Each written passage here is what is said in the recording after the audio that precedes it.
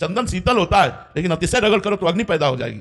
जबान से राधा राधा राधा राधा ज्ञानाग्नि प्रकट हो जाएगी, समस्त कर्म संस्कारों को भस्म कर देगी और भगवत साक्षात्कार करा देगी। लेकिन लगे रहना पड़ेगा, दृढ़ता लानी पड़ेगी। अपने आप भजन हो ये तो सिद्धों का होता है, साधकों का थोड़ी होता है। अपने को तो लगे रहना, राधा राधा राधा राधा राधा लगे रहना है। शरीर से कार्य करना है, कायर बन के नहीं बैठना, और मुख से नाम जप करना है, हृदय से भगवत आश्रित हो जाना है। सब आनंद ही आनंद है। जो दुख और विपत्ति आवे उसे सह जाना है, सहकर आगे निकलना है। बड़ा आनंदमय मनुष्य जीवन है हम यदि अध्यात्म को स्वीकार करें तब। नहीं तो मन भोगों को स्वीकार करता है, भजन को नहीं।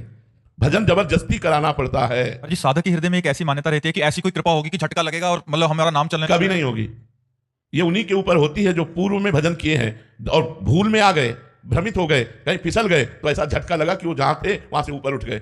या एकदम जो संसार में है उसको संत संग मिला और वो चल दिए, और जो सत्संग करते हुए विषय भोगों में लगे हुए हैं, मनमानी आचरण करते हैं, सोचते कभी कृपा होगी तो निकल जाएंगे, असंभव।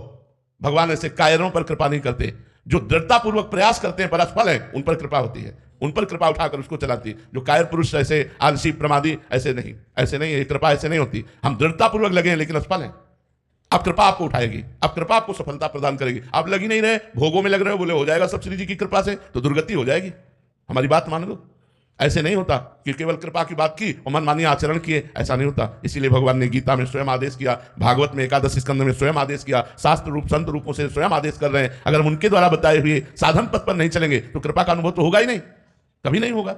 और लोग ऐसे ही प्रमादी जीवन बिताना चाहते हैं कि हम भोगों को भोगें और कृपा आवे और निकुंज चले जाएं, वैकुंठ चले जाएं। ऐसा नहीं है।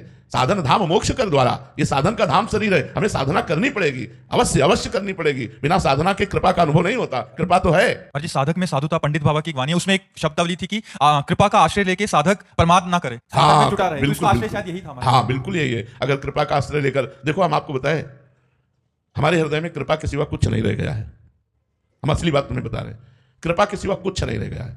लेकिन आप साधन हमारा देखो, सुबह से लेकर के और रात्रि तक साधन देखो, हमारा साधन नहीं है, वो हमसे कराया जा रहा है।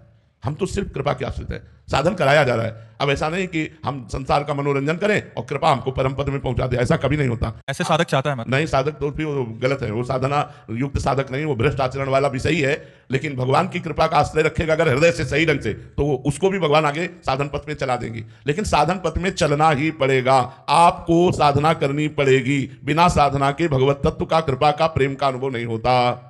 साधना ही आपको कृपा का अनुभव होगा, कृपा से, बस साधना ही आपको कृपा का अनुभव कराएगी। इसीलिए साधन पथ बताया गया है, साधन मार्ग बताया गया है। सब जगह एक ही बात है कि संसार के भोगों से, निंदनीय भोगों से अपने मन इंद्रियों को बचाकर भगवान के भजन में लगाओ, साधना में लगाओ, तुम्हारा परम कल्याण हो जाएगा। धर्मयुक्त विषयों का भोग करो, गृहस्थ हो धर्मयुक्त विषयों का सेवन करो।